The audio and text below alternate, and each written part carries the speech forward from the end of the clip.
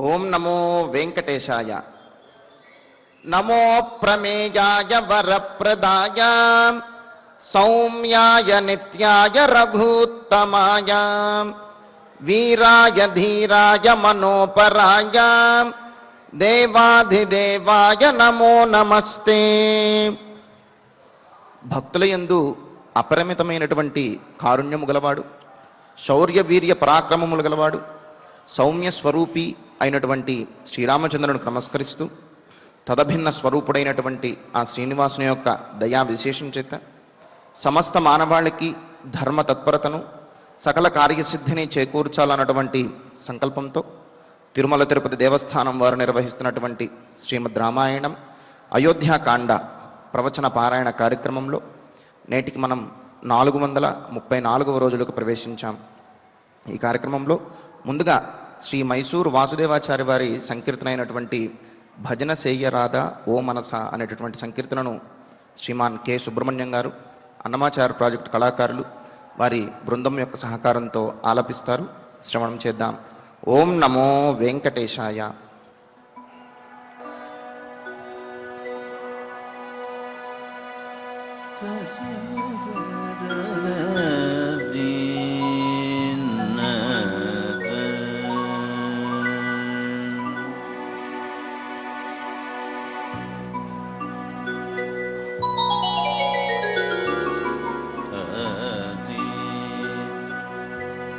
భజన సేయ్యరాధా ఓ మనస, భజన సేయ్యరాధా ఓ మనస, భజన సేయ్యరాధా ఓ మనస, శ్రీరాముని భజన సేయ్యరాధా ఓ మనస, శ్రీరాముని భజన సేయ్యరాధా ఓ మనస.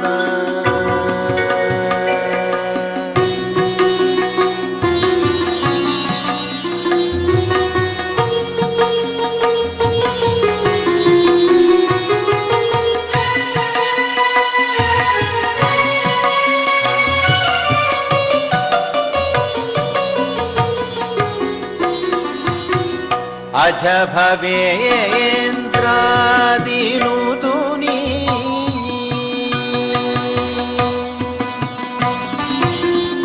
అజ భవేంద్రాదినుతుని సుజనావన లోలుని, అజ భవేంద్రాదినుతుని సుజనావన లోలుని, అజ భవేంద్రాదినుతుని సుజనావన లోలుని, భజన సేయ్యరాధా ఓ మనస, శ్రీరాముని భజన సేయ్యరాధా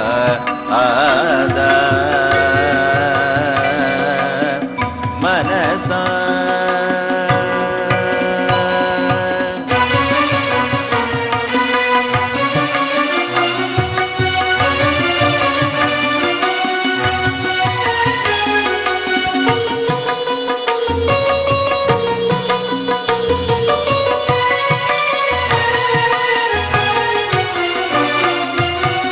పరనారీ సహోదరుని, పరనారీ సహోదరుని పరిపూర్ణ కాముని, పరనారీ సహోదరుని పరిపూర్ణ కాముని, ధరణిజ మనోహరుని, ధరణిజ మనోహరుని, పరవాసుదేవుని, ధరణిజ మనోహరుని, పరవాసుదేవుని శరణ జన ఆధారుని సరసీరుగ నేతుని శరణ జన ఆధారుని సరసీరుగ నేతుని నిరవధి సుఖ కాయకుని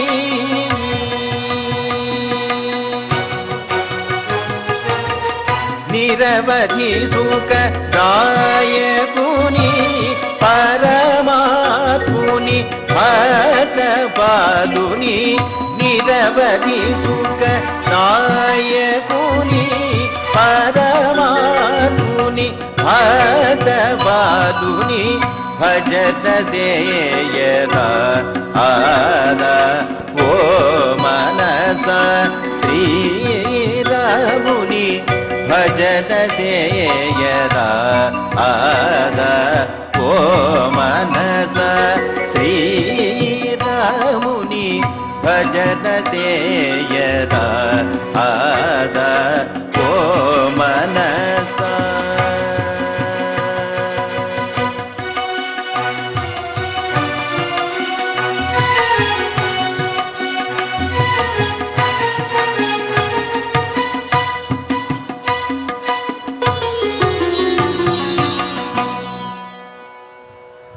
సంకీర్తనను ఎంతో చక్కగా శ్రవణం చేశాం.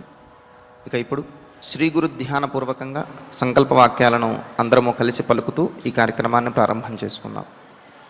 శ్రీ గురు ధ్యానం గురుర్బ్రహ్మా గురుర్విష్ణు గురుర్దేవో మహేశ్వరః గురుః సాక్షాత్ పరం బ్రహ్మ తస్మై శ్రీ గురవే నమః.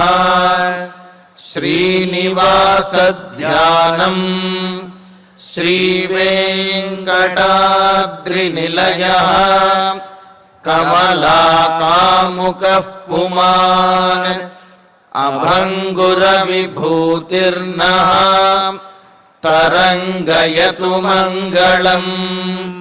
అథ సంకల్పః శ్రీమదాదివరాహ క్షేత్రే విరాజమానస్య శ్రీ పద్మావతీ జానేః అఖిలాండకోటి బ్రహ్మాండ నాయకస్య శ్రీరామచంద్ర రూపాంతరస్య భగవతః శ్రీ వెంకటేశ్వర స్వామినః సన్నిధౌ హనుమత్ సీతా లక్ష్మణ భరత శత్రుఘ్న పరివార సమేత శ్రీరామచంద్ర పరబ్రహ్మణః పరిపూర్ణానుగ్రహేణ అస్మిన్ భువనే సమస్తాధివ్యాధీనాం నివారణార్థం భారతవర్షే విద్యా విత్త వాణిజ్య కృషి వైద్య వైజ్ఞానిక దేశరక్షణాదిరంగేషు విద్యమానానాం ఆస్తిక మహాజనానాం సర్వేషాం సకుటుంబానాం ఆయురారోగ్యైశ్వర్య సద్బుద్ధీత్యాది సర్వశుభఫలప్రాప్త్యర్థం ధర్మాచరణద్వారా శ్రీరామరాజ్యస్య పునర్వ్యవస్థాపనార్థం ఉద్యోగార్థినాం సముచితోద్యోగప్రాప్త్యర్థం దంపతీనాం అనుకూల దాంపత్య సిద్ధ్యర్థం సంతానస్య పితృవాక్య పరిపాలనానుకూల బుద్ధి ప్రచోదనార్థం సకల కార్య సిద్ధ్యర్థం గో సంరక్షణార్థం చ శ్రీమద్వాల్మీకి రామాయణే అయోధ్యాకాండే యథాశక్తి శ్లోకం వ్యాఖ్యాన పురస్సరం 69తమ సర్గ శ్లోక పారాయణం తథా శ్రీధన్వంతరి మంత్ర పారాయణం చ అన్యోన్య సహాయేన ఆచార్య ముఖేన కరిష్యామహే. శ్రీ వాల్మీకి ప్రార్థనా కూజంతం రామ రామేతి మధురం మధురాక్షరం ఆరుహ్య కవితా శాఖాం వందే వాల్మీకి కోకిలం. శ్రీ ఆంజనేయ ప్రార్థనా మనోజవం మారుతతుల్యవేగం జితేంద్రియం బుద్ధిమతాం వరిష్టం వాతాత్మజం వానరయూధముఖ్యం శ్రీరామదూతం శిరసా నమామి. శ్రీరామాయణ ప్రార్థనా వాల్మీకి గిరి సంభూత రామసాగరగామిని పునాతి భువనం పుణ్యా రామాయణ మహానదీ. శ్రీరామ ప్రార్థనా అయోధ్యాఖ్యేతు గుర్వర్ధే త్యక్త్వా రాజ్యం గిరౌ వసన్ పాదుకే భరతాయాదాత్ సరామః శరణం మమ. శ్రీరామచంద్ర పరబ్రహ్మణే నమః. అథ శ్రీమద్ రామాయణే ఆదికావ్యే అయోధ్యాకాండే 69తమః సర్గః. శ్రీమన్నారాయణ చరణౌ శరణం ప్రపద్యే. శ్రీమతే నారాయణాయ నమః. శ్రీరామాయ నమః.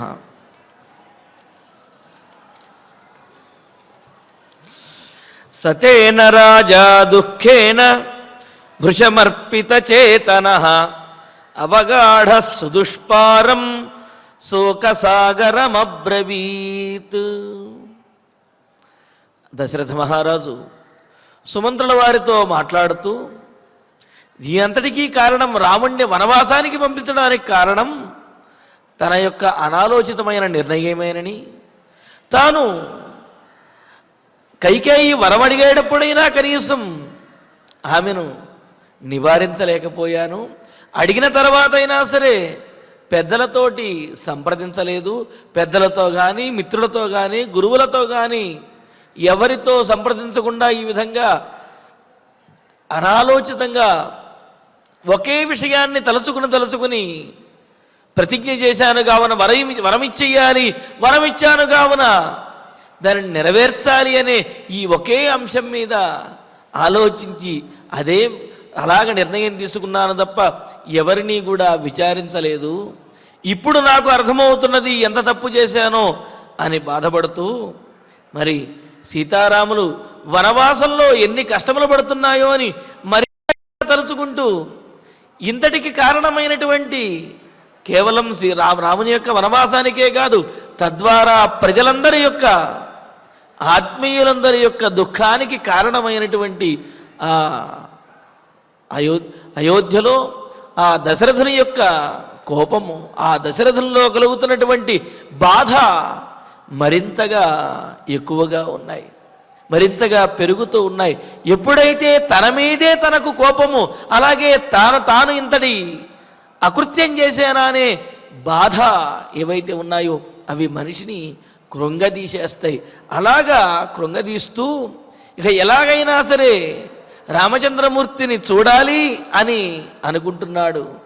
అనుకుంటూ నన్ను వెంటనే రాముడి దగ్గరికి తీసుకువెళ్ళు అని సుమంత్రుల వారిని ప్రార్థిస్తూ, లేదా రాముడినే నా దగ్గరకు తీసుకురా అని ప్రార్థిస్తూ, లేని పక్షంలో నేను ఎక్కువ కాలం జీవించలేను, నా ప్రాణములు శరీరాన్ని విడిచిపెట్టి వెళ్ళడానికి సిద్ధమవుతున్నాయి అని అంటూ, ఇలాంటి దురవస్థను పొందినటువంటి నన్ను ఒకవేళ రాముణ్ణి గనక చూడలేకపోయినట్లయితే నేను గతించిన తర్వాత కూడా నాకు శాంతి అనేది ఉండదు అని అంటూ, హా రామ రామ లక్ష్మణ సీత నన్ను అనాథలాగా విడిచిపెట్టి వెళ్ళిపోయారా అని బాధపడుతూ ఉన్నాడు. మరి దశరథుని పక్కన కౌసల్య, సుమిత్ర, కైకేయి వీరందరూ ఉన్నారు. 350 మంది భార్యలు ఉన్నారు, అంతఃపుర పరిజనులందరూ ఉన్నారు, మంత్రులు ఉన్నారు, సామంతులు ఉన్నారు, మరి ప్రజలు వీళ్ళందరూ ఇంతమంది ఉన్నారు. ఇంతమంది ఉంటే దశరథుడు నన్ను అనాథలాగా మీరు విడిచి వెళ్ళిపోయారు, నేను అనాథలాగా మరణించేస్తున్నాను అని చెప్పి దశరథుడు అనటం ఏమిటండి? ఏం దిక్కు లేకుండా ఉన్నాడా దశరథుడు? ఏమైనా అంతమంది సేవ చేస్తుంటే అనాథ ఎట్లా అవుతాడు అని సందేహం కలగవచ్చు. ఎంతమంది ఉన్నప్పటికీ కూడా అవసాన దశలో పుత్రుడు దగ్గర ఉండటము అనేది చాలా యోగము అని చెప్పి అంటారు. అందుకే పెద్దలు అంటారు కదా, కాశ్యామధవా పుత్ర సన్నిధవు అని చెబుతూ, పుత్రుడు సమీపంలో ఉన్నప్పుడు, అందులోనూ జ్యేష్ఠ కుమారుడు సమీపంలో ఉన్నప్పుడు ఆ అవసాన దశలో అతడి దగ్గరగా గతించడం అనేది అది చాలా పెద్ద యోగంగా భావిస్తారన్నమాట. ఎందుకు అంటే తమకు అత్యంతము ఇష్టమైనటువంటి వారు, తమకు ఉత్తర క్రియలు చేసేటటువంటి వారు, ఆ ఉత్తర క్రియలు చేసేటటువంటి జ్యేష్ఠ కుమారుడు సమీపంలో ఉండగా గతించడం అనేది అది యోగంగా పెద్దలు మనకు తెలియజేస్తారు. అందుకనే అంటారు, ఎంతమంది ఉన్నప్పటికీ ఎన్ని సేవకులు ఉన్నా సరే పాపం దగ్గర వాళ్ళు, ఆత్మీయులు ఎవరు, దగ్గర వాళ్ళు ఎవరు కూడా దగ్గర లేకుండానే గతించేశారే అనాథలాగా అనుకుంటూ ఉంటారు. అంటే ఏమిటి? ఎంతమంది ఉన్నప్పటికీ కూడా తన కుటుంబంలోని వారు, ముఖ్యంగా పెద్ద కుమారుడు ఉన్నప్పుడు, దగ్గర ఉన్నప్పుడు గతించినట్లయితే అది యోగంగా చెబుతారన్నమాట. ఎందుకు అంటే సహజంగా ఏ విదేశానికి వెళుతున్నప్పుడు కూడా దగ్గర వాళ్ళందరినీ కూడా, ఆత్మీయులందరినీ, ఇష్టమైనటువంటి వారందరినీ చూచి పలకరించి వెళుతూ ఉంటారు. మరి అలాంటిది పరలోకానికి వెళ్ళేటటువంటి సందర్భంలో తమ ఆత్మీయులు, తమకు ఇష్టమైనటువంటి వారు, తమను పంపించవలసినటువంటి వారు ఎవరైతే ఉన్నారో, ముక్తిని కలగజేయవలసినటువంటి వారు, అటువంటి వారు దగ్గర లేకపోతే మరి అది అనాథ లక్షణమే అవుతుంది కదా. అందుకని ఏమంటున్నాడు, నన్ను తరింపజేయవలసినటువంటి ఓ రామచంద్ర, నేను గతించేటటువంటి సమయంలో నా దగ్గర లేకుండా నన్ను అనాథగా విడిచిపెట్టి వెళ్ళిపోయావా అని చెప్పి దశరథ మహారాజు బాధపడుతూ అక్కడకు తీసుకువెళ్ళమని చెప్పి అంటూ ఉన్నాడనమాట. రాముడి దగ్గరకు తీసుకువెళ్ళు, లేకపోతే రాముడినైనా సరే నా దగ్గరకు తీసుకురా, ఎందుకంటే అవసాన దశకు చేరుకున్నాను సుమంత్ర అని మరి దశరథ మహారాజు సుమంత్రుల వారితో అంటూ, తనకు కలుగుతున్నటువంటి ఆ దుఃఖము యొక్క విస్తారము, ఎంత దుఃఖసాగరం, ఎంత ఘోరంగా ఏ విధంగా ఉన్నదో వర్ణిస్తూ, సతేన రాజా దుఃఖేన భృశమర్పిత చేతన అని అంటూ, తేన దుఃఖేన ఆ పుత్ర వియోగ శోకంతో, ఆ దుఃఖం చేత భృశం అర్పిత చేతన, మరింతగా ఆ శోకంలోనే మనస్సు లీనమైపోయింది, ఆ శోకంతో మనస్సు నిండిపోయిందిట.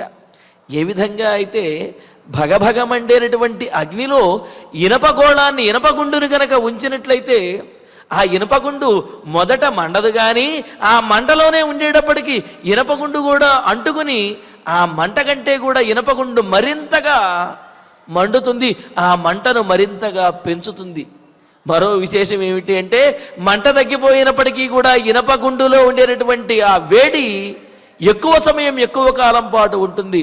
అలాగే దశరథ మహారాజు ధీరోదాత్తుడే, గొప్పవాడే, ధైర్యవంతుడే అయినప్పటికీ కూడా రామ వియోగము అనే శోకము అనే అగ్నిలో పడినటువంటి దశరథ మహారాజు ఆ ఇనపగుండు ఏ విధంగా అయితే మరింతగా వేడిని పొందుతుందో, మరింతగా భగభగమంటూ మండుతుందో, మరింత ఎక్కువ వేడిని ఎక్కువసేపు పొందుతుందో, అలాగే రామ వియోగ శోకంలో పడినటువంటి దశరథ మహారాజు కూడా ఆ వియోగ శోకాగ్ని చేత దహించబడుతూ తాను మరింతగా దహిస్తూ మరింత ఆ తాపాన్ని పొందుతూ ఉన్నాడనమాట.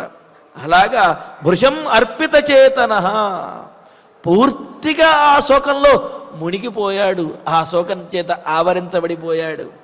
సహా రాజా ఎందుకు అంటే ఒకంత శోకము కలిగినప్పటికీ మరొకింత ధైర్యం కలుగుతూ ఉండటమో లేకపోతే జీవితం మీద కొంత ఆశ ఉండటమో కనుక ఉన్నట్లయితే జీవించాలనేటువంటి ఆ ఆలోచన మనస్సులో ఉంటుంది.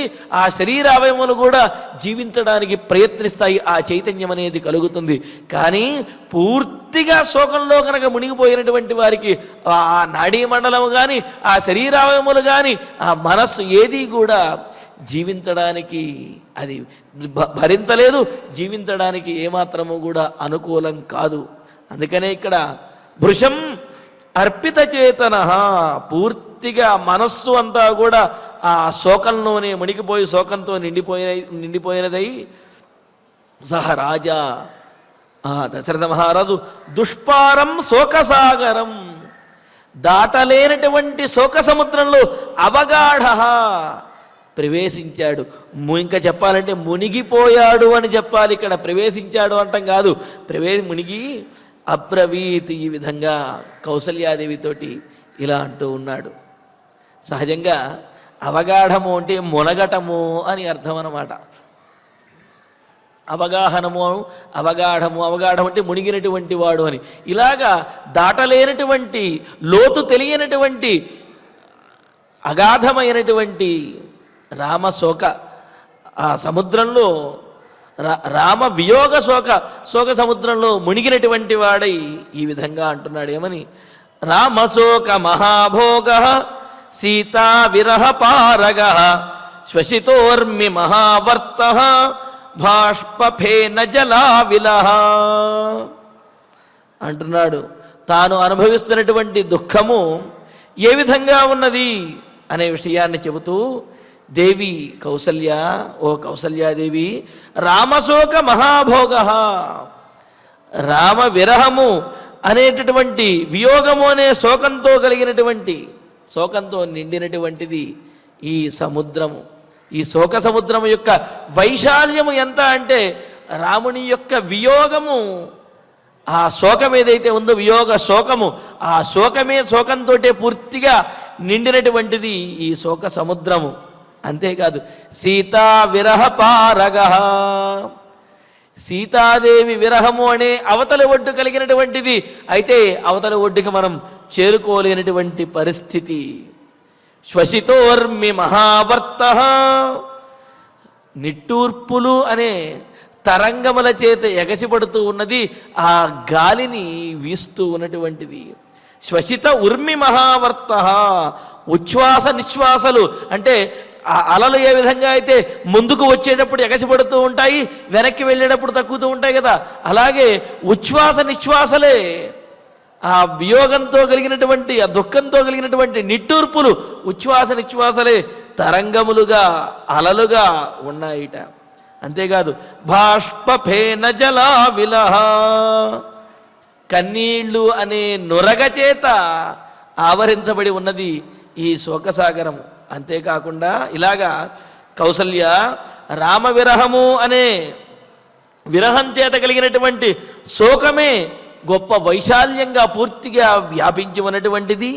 సీతా విరహమేనే అవతలి ఒడ్డు కలిగినటువంటిది, ఉచ్ఛ్వాస నిశ్వాసలే తరంగములుగా కలిగినటువంటిది, మరి కన్నీళ్లే నొరగలుగా కలిగినటువంటి ఈ శోక సముద్రంలో నేను మునిగిపోతూ ఉన్నాను అని అంటూ బాహు విక్షేపమీనౌఘో విక్రందిత మహాస్వన ప్రకీర్ణకేశ శైవాల కైకేయీ బడబాముఖ బాహు విక్షేపమీనౌఘ మరి సముద్రంలో చేపలు అటు ఇటు తిరుగుతూ ఉంటాయి కదా, పెద్ద పెద్ద చేపలు. మరి అవేమిటి అంటే ఇక్కడ ఆ శోకంతో ఏడుస్తూ చేతులను ఊపుతూ ఉన్నారు కదా, ఆ చేతుల యొక్క కదలికలే మీనములు అంటే చేపల యొక్క కదలికలలా ఉన్నాయి.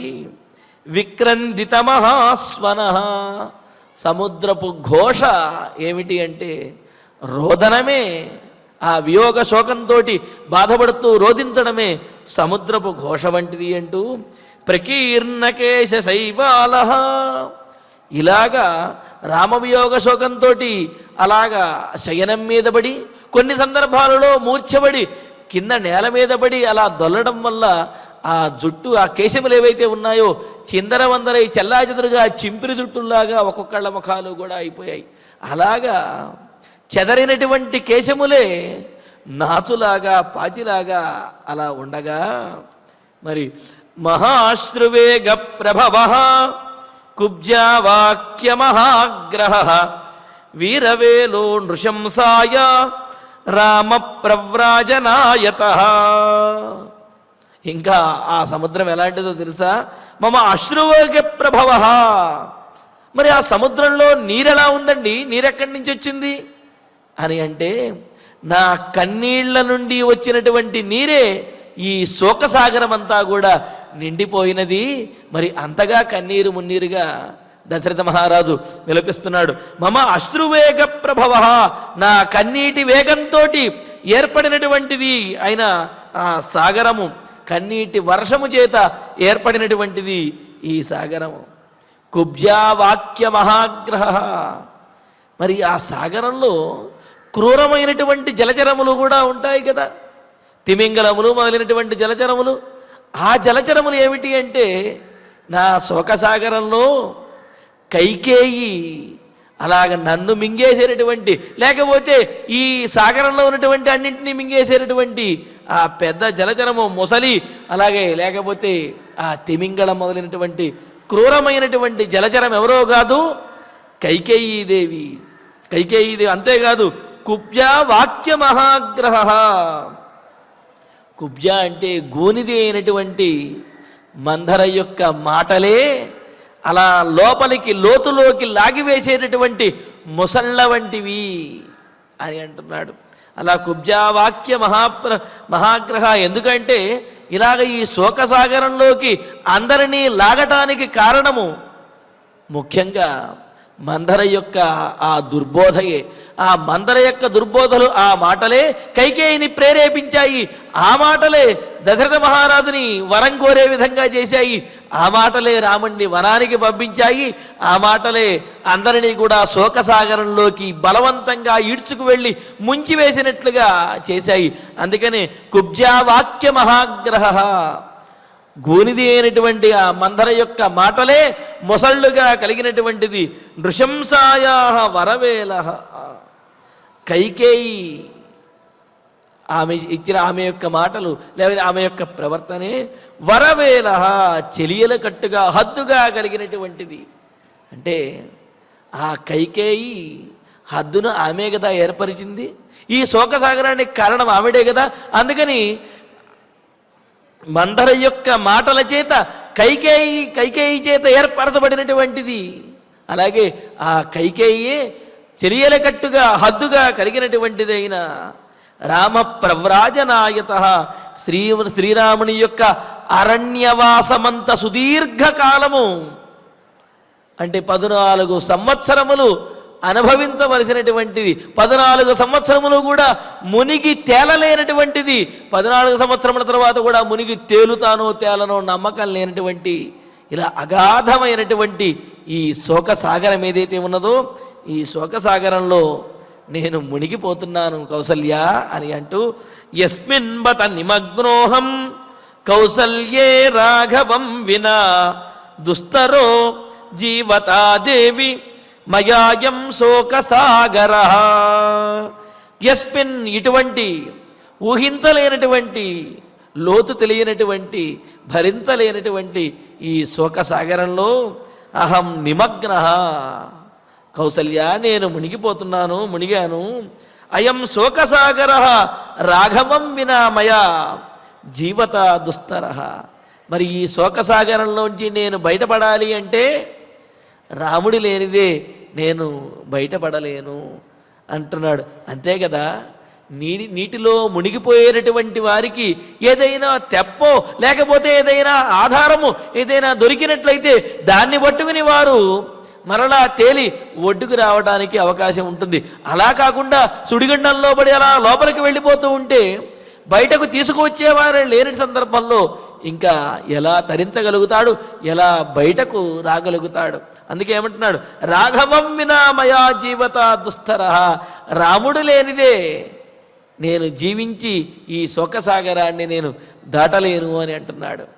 ఈ మాట కేవలం దశరథుడే కాదు, రామానుగ్రహం అనేది మన జీవితంలో వచ్చే అనేకమైనటువంటి కష్టములను తరింపజేస్తుంది. ఆ రామానుగ్రహం లేనిదే మనం ఏది కూడా తరించలేము.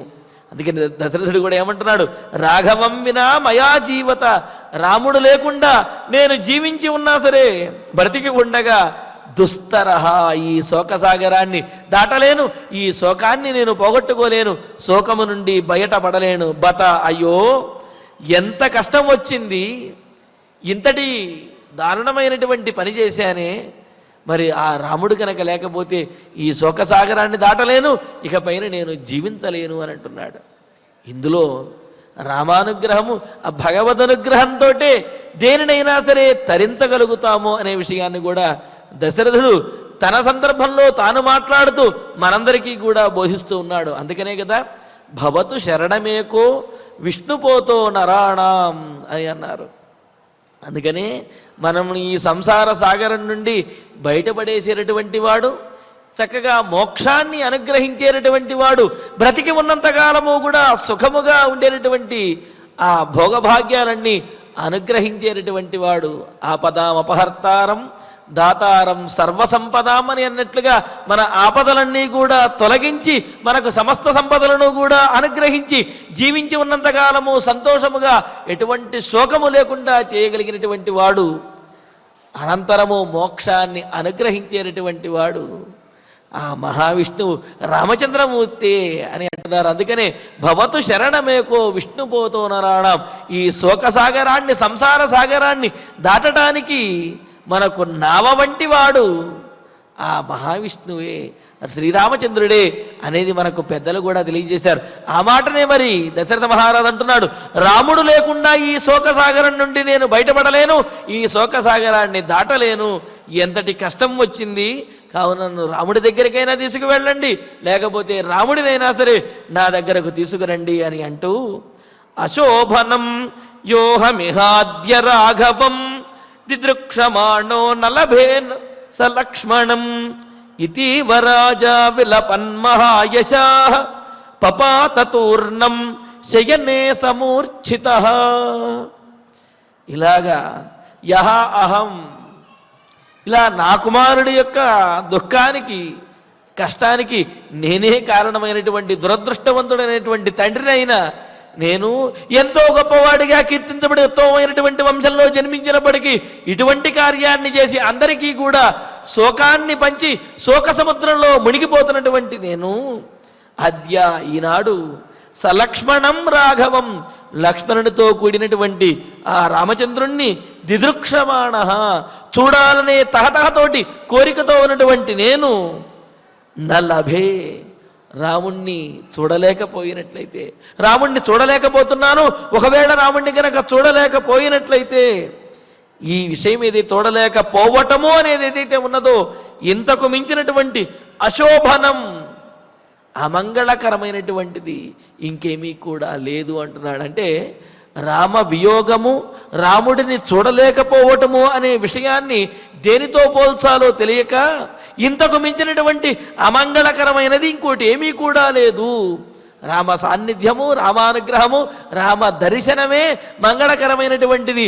అది ప్రాప్తించినప్పుడు అంతకు మించినటువంటి అమంగళకరమైనది మరొకటి లేదు అని చెబుతూ, ఇది మహాయశాః, ఈ విధంగా మహాయశ, గొప్ప కీర్తిమంతుడైన, అదేమిటండి, కుమారుణ్ణి వనవాసానికి పంపి తనను తానే నిందించుకుంటూ ఆత్మన్యూనతాభావనతో తాను అకృత్యాన్ని చేశాను అని బాధపడుతున్నటువంటి దశరథ మహారాజుని ఉద్దేశించి మహాయశాః అని సంబోధిస్తున్నారు. ఏమిటి అంటే, తన ప్రాణములు పోతున్నప్పటికీ కూడా తన మాట నిలుపుకోవటం కోసం ఆయన ప్రయత్నించాడు కావున ఆయన మహాయశ కీర్తిమంతుడే అవుతాడు. అందుకనే మహాయశ సహరాజా గొప్ప కీర్తిమంతుడైనటువంటి ఆ దశరథ మహారాజు విలపన్ కన్నీరు మున్నీరుగా విలపిస్తూ మూర్ఛితుడైపోయి అలాగా మూర్ఛపోయినటువంటి వాడై తూర్ణం శయనే పపాత వెంటనే ఆ శయనం మీదే పడిపోయి ఉన్నాడనమాట. అంటే ఈ శోకం ఏదైతే ఉందో అందులోనూ పుత్రవియోగ శోకం ఏదైతే ఉన్నదో అది ఎవరు సమాధానపరిచినా ఎవరు ఎన్ని చెప్పినా ఎన్ని ఇతరమైనటువంటి అనుకూలమైనటువంటి పరిస్థితులు ఉన్నప్పటికీ కూడా ఆ శోకము మాత్రము తీరనటువంటిది. దానిని దాటడం మాత్రము ఎంతో కష్టము, అది అసాధ్యము అనే చెప్పాలి. అందుకని ఏమంటున్నాడు ఇక్కడ దశరథ మహారాజు, నా కుమారుడు దూరమైనటువంటి శోకం ఏదైతే ఉన్నదో, నా రామచంద్రమూర్తి దూరమైనటువంటి శోకము, ఆ శోకం నుండి నేను బయటపడాలి అంటే ఆ రాముడే వచ్చి నన్ను బయటకు పడేయాలి తప్ప నేను ఈ శోకం నుండి బయటకు రాలేను అని బాధపడుతూ ఇక్కడ ఇతి విలపతి పార్థివే ప్రణష్టే కరుణతరన్ ద్విగుణం చ రామహేతో వచనమను నిశమ్య తస్య దేవి భయమగమత్ పునరేవ రామమాత. మరి దశరథ మహారాజు శోకసాగరం నుండి బయటకు తీసుకువెళ్ళగలిగినటువంటి వాడు, తరింపజేయగలిగినటువంటి వాడు రామచంద్రుడే అని అంటున్నాడు కదా. మరి ఇదే విషయాన్ని కులశేఖరాలు వారు కూడా తమ ముకుందమాలలో తెలియజేశారు. తృష్ణాతో ఏ మదన పవనోద్ధూత మోహౌర్మిమాలే దారావర్తే తనయ సహజగ్రహ సంఘాకులే చ సంసారాఖ్యే మహతి జలధౌ మజ్జతా నస్త్రిధామన్ పాదాంభోజే వరద భవతో భక్తి నావం ప్రయచ్ఛ. మనం కూడా ఒక సాగరంలో, సంసారము అనే సాగరంలో ఈదుతూ ఉంటాము, దాని నుంచి బయటపడటానికి ప్రయత్నిస్తూ ఉంటామట. ఏమిటి ఆ సంసారం అనే సాగరంలో ఉన్నటువంటివి అని అంటే, ఎందుకంటే ఇక్కడ దశరథ మహారాజు తన కన్నీళ్ల నుండి ఏర్పడినటువంటిది ఈ రామ విరహ శోకము అనే సాగరము అని చెబుతూ, అందులో ఆ గ్రాహములంటే ముసళ్ళు మొదలైనటువంటివన్నీ కూడా, మందర మొదలైనటువంటివన్నీ కూడా ముసళ్ళు లాంటివి, కైకేయేమో హద్దు, తన కలుగుతున్నటువంటి ఉచ్ఛ్వాస నిశ్వాసలే ఆ తరంగములు అని ఈ విధంగా వర్ణించాడు కదా. మరి సంసారము అనే సాగరంలో ఏమిటంటే చెబుతూ, తృష్ణ అనే నీళ్లు కలిగింటే ఈ సంసార సాగరంలో మన ఆశ నీరు, అంటే ఆ ఆశలోనే మనం మునిగిపోతూ ఉంటాం కాబట్టి ఆ ఆశ నీరు వంటిదిట. మన్మధుడు అనే గాలి చేత ఆ మోహం ఏదైతే ఉన్నదో ఆ మోహము తరంగముల వంటిది. అంటే తరంగములు ఎంత ఎగసినప్పటికీ కూడా మరలా అవి కిందకి పడిపోతాయి తప్ప ఆ ఎగసినటువంటి మోహము లేకపోతే ఆ శక్తి, అవి ఆ మదము అనేది స్థిరంగా ఉండేది కాదు. కానీ ఎగసిపడేటప్పుడు మాత్రము నన్ను మించినటువంటి వాడు లేడు అనే భావన కలుగుతూ ఉంటుంది. అందుకని మన్మధుడు అనే గాలి చేత, మదం చేత ఏర్పడినటువంటి ఆ తరంగములు, మోహము అనే తరంగములు. అలాగే మరి స్త్రీలు అనే ఇతరుల మోహము, స్త్రీ మోహం ఏదైతే ఉన్నదో ఆ స్త్రీ మోహము అనే సుడులలోనూ, అలాగే బంధములు అనే ఈ మొసళ్ళు ఇవేవైతే ఉన్నాయో వీటన్నిటి చేత అది లాగబడుతూ ఇలాగా ఈ సంసార సాగరము ఆ యజమానిని లోపలికి, లోతులోకి గుంజివేస్తూ ఉంటుంది. మరి ఈ సంసార సాగరం నుండి బయటపడాలి అంటే ఏం కావాలి అని అంటే, ఆ మహావిష్ణువు అనే నావ, ఆ మహావిష్ణువు చేరుకోవాలి అంటే భక్తి అనే నావ కనుక ఉన్నట్లయితే ఆ నావ చేత ఈ సంసార సాగరాన్ని సునాయాసంగా దాటి మోక్షము అనే ఒడ్డుకి చేరుకోగలుగుతాము అని మనకు తెలియజేస్తున్నారు. ఇలాగా ఆ భక్తి, భగవంతుని యొక్క సాన్నిధ్యము కూడా మనకు మన జీవనంలో కలిగేటటువంటి కష్టముల నుండి ఉపశమనాన్ని కలగజేసి మనల్ని తరింపజేయటానికి ఒక మార్గంగా భక్తి మార్గాన్ని మనకు పెద్దలు బోధించారు. ఆ భక్తి మార్గంలో, భగవద్ అనుగ్రహంలో మన సంసారంలో, మన జీవనంలో మనకు కలిగేటటువంటి ఆ దుఃఖములన్నింటి నుండి కూడా తరించి సుఖాన్ని, అదేవిధంగా అంత్యమున మోక్షమును కూడా పొందగలుగుతాము అని చెప్పి పెద్దలు తెలియజేస్తున్నారు. ఇతి విలపతి పార్థివే ప్రణష్టే కరుణతరన్ విగుణంచ రామహేతో వచనమను నిశమ్య తస్య దేవి భయమగమత్ పునరేవ రామమాత. మరి ఇవన్నీ ఈ మాటలన్నీ కూడా చెప్పి దశరథుడు అలాగా మూర్ఛపోయాడు. ఆ శయనం మీద, ఆ తల్పం మీద పడిపోయేటప్పటికీ రామహేతో కరుణతరన్ ద్విగుణంచ విలపతి, రాముని కారణంగా, రామ వియోగం కారణంగా కరుణతరం అంటే కరుణ అనేదే చాలా దీనమైనటువంటి పరిస్థితి అయితే కరుణతరం అంతకు మించి మిక్కిలి కరుణతోటి, రెట్టింపు కరుణతోటి, ద్విగుణం రెట్టింపు దుఃఖంతో విలపతి ఏడుస్తూ అలాగా పడిపోయినటువంటి పార్థివే ప్రణష్టే, అలాగ విలపిస్తూ శయనం మీద పడిపోయినటువంటి ఆ దశరథ మహారాజును చూచి రామమాత దేవి, రాముని యొక్క తల్లి అయినటువంటి ఆ కౌసల్యాదేవి తస్య వచనం అనునిశమ్య, ఆ దశరథుని యొక్క మాటలను విన్నది కదా. మరి సుమంత్రుల వారితోటి నన్ను రాముడి దగ్గరికైనా తీసుకువెళ్ళు, రాముడిని నా దగ్గరికైనా తీసుకురా, నా ప్రాణములు నిలబట్టం లేదు అని చెప్పి సుమంత్రుల వారితో అనటము, కౌసల్యాదేవితో అనడం, ఇవన్నీ కూడా విన్నది కదా. ఆమె విని పునరేవ భయమగమతు, ఇంకా ఆమెలో కూడా భయం ఆవహించేసింది.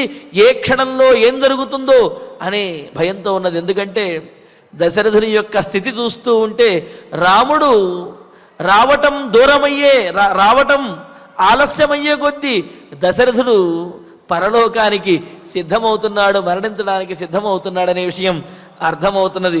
అందుకనే భయమగమతు, ఈ విధంగా భయంకరమైనటువంటి అవసాన స్థితిలో ఉన్నటువంటి, అవసాన స్థితికి చేరుకుంటున్నటువంటి దశరథుని చూచి ఆమె మిక్కిలి భయం చెంది ఆమె సుమంత్రుల వారితోటి మాట్లాడుతున్నది. మరి సుమంత్రుల వారితో ఏం మాటలు చెప్పింది, సుమంత్రుల వారు చెప్పినటువంటి సమాధానాలు ఏమిటి అనే విశేషాన్ని తర్వాతి ప్రవచనంలో తెలుసుకుందాము. మరి ఈ శ్లోకంతో ఈ సర్గ పూర్తవుతున్నది. ఇతి విలపతి పార్థివే ప్రణష్టే కరుణతరన్ ద్విగుణంచ రామహేతో వచనమను నిశమ్య తస్య దేవి భయమగమతు పునరేవ రామమాత. ఆచార్యుల వారి ద్వారా శ్లోకాలను పారాయణ చేసుకుందాము. సతేన రాజా దుఃఖేన భృశం అర్పిత చేతనః అవగాఢః సుదుష్పారం శోకసాగరం అబ్రవీత్ రామశోక మహాభోగః రామశోక మహాభోగః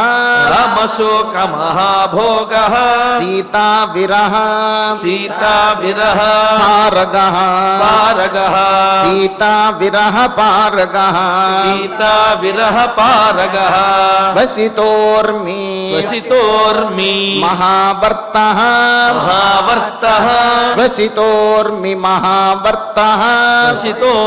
మహావర్తః బాష్పఫేన జలావిలః బాష్పఫేన జలావిలః